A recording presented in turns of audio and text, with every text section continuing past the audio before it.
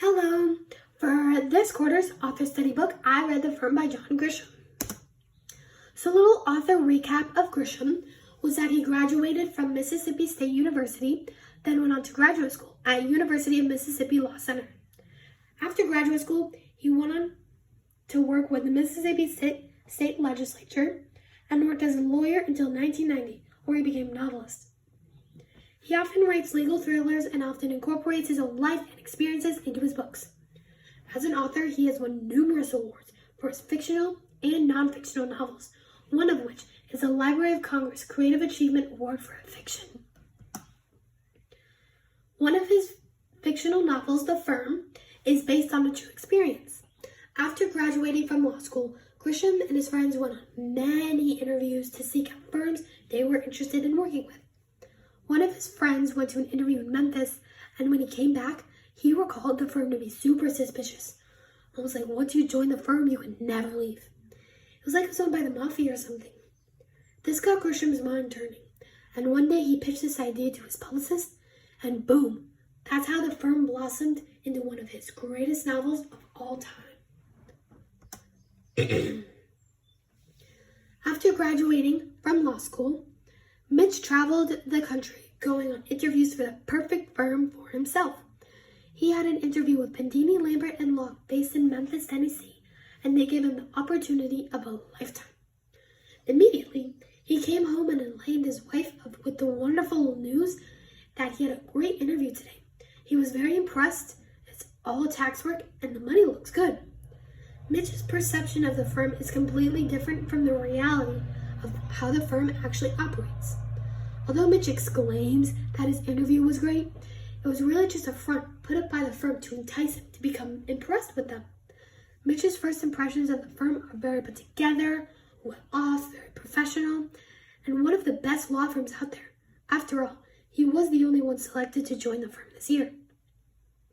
But this tax work and the good money contradicts the foreshadowed future when Mitch learns that most of the money they deal with is dirty money, linked with the mafia's tax frauds.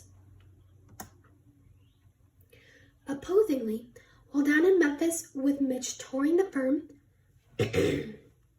Abby, his wife, and Kay, Mitch's soon-to-be colleague's wife, were looking at houses and having a bite to eat. Over the lunch table, Mitch's wife, Abby, and Kay discuss the rules the firm strictly follows and how Abby is not expected to have a job, but quickly start a family. Abby starts to question these rules and starts having second thoughts about Mitch signing up for this firm.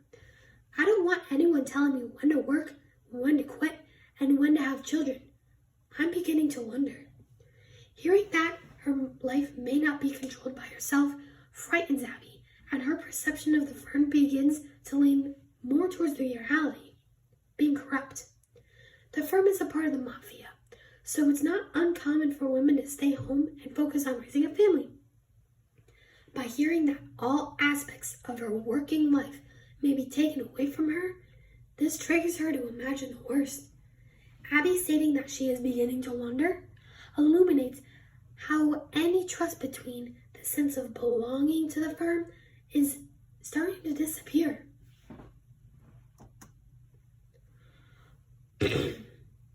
When Mitch and his wife's growing suspicions become a reality about Pendini, Lambert & Locke, the FBI finds him and exposes the nitty-gritty and every detail behind the firm. As Dr. Voiles, the head of the FBI, breaks the bad news to Mitch, he cannot help but look back at what got him into this mess.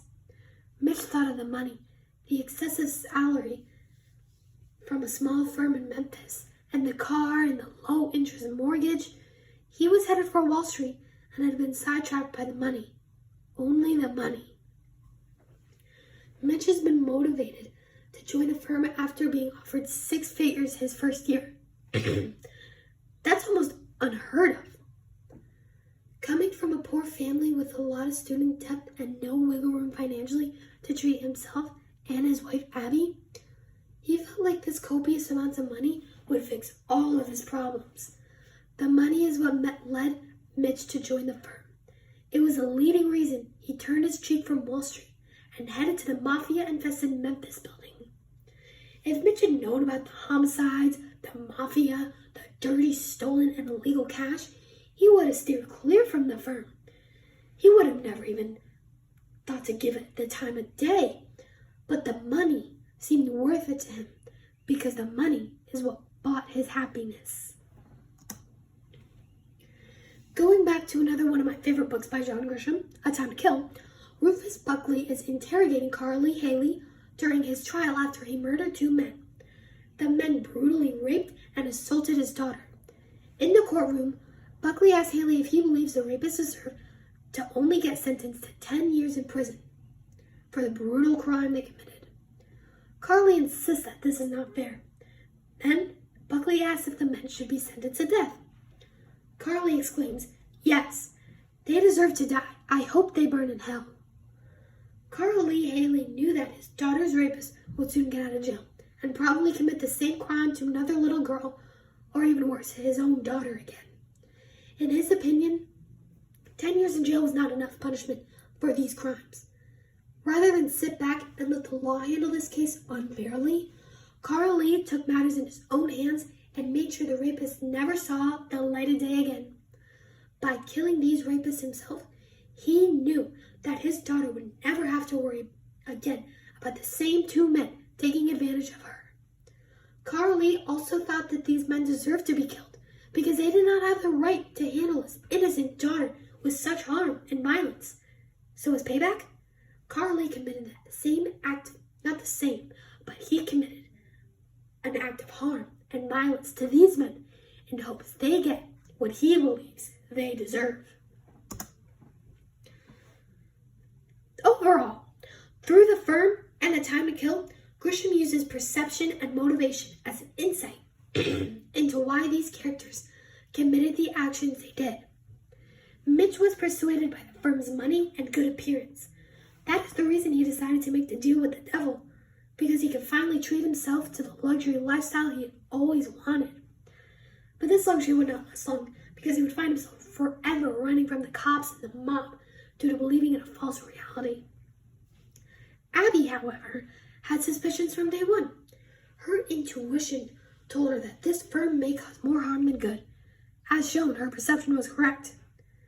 Although she now has to run from the mob and the FBI because she didn't do anything once her suspicion started to grow, this also shows that she listens to her gut and won't put off any other feelings besides the one she is internally feeling.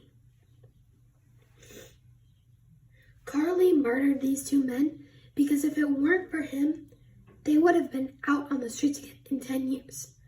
He did not want to risk them coming for his daughter again. People make these life-altering decisions every day, although some are a bit more critical than others. For example, I was persuaded to swim, shop, and do absolutely everything besides schoolwork on spring break.